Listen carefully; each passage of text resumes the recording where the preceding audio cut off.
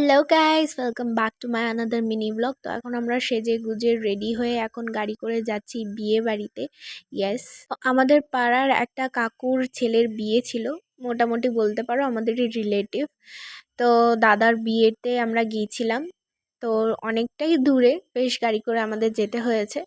তারপর এই জায়গাটার আমি কিছু ক্লিপস নিয়েছি। এই জায়গাটা ভীষণই প্রিটি ছিল দেখতে, দেখো কি সুন্দর লাগছে।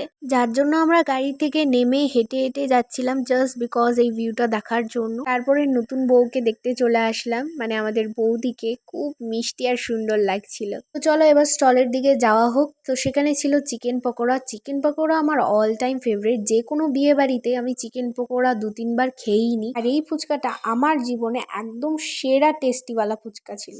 তো দেখো ওরা বিয়ের পিঁড়িতে বসে গেছে, কি সুন্দর লাগছে না দাদা বৌদিকে। Made for each other. তা যাই হোক, এখন আমরা চলে আসি মেন কোর্সের দিকে। প্রথমেই পাতে দিয়ে দিয়েছিল কচুরি, যেটা ফুল ভর্তি পুর ছিল ভিতরে, আর তার সাথে দিয়েছিল চানা মশলা, যেটা অসাধারণ খেতে ছিল। তারপর দিয়ে দিয়েছিল মাছের মাথা দিয়ে ডাল, তার সাথে আলু ভাজার কম্বিনেশনটা দারুণ লেগেছে। তারপর চলে এসেছে কাতলা মাছের কালিয়া। মাছটা একদম পুরো টাটকা ফ্রেশ আর খেতেও একদম দারুণ হয়েছিল, যার জন্য আমি আরও এক্সট্রা নিয়েছিলাম পরে। তারপর চলে এসেছে লাস্ট পাতে ফ্রাইড রাইস আর চিকেন কষা। আর আমি বরাবরই যেহেতু হাড় খেতে পছন্দ করি, তাই আমি লেগ পিসটা নিলাম। আর প্রত্যেকটা রান্না কিন্তু দুর্দান্ত ছিল। আর শেষ পাতে ছিল চাটনি, পাঁপড় আর এই রস চমচম। তোমাদের যদি ভিডিওটা ভালো লেগে থাকে, ডু সাবস্ক্রাইব।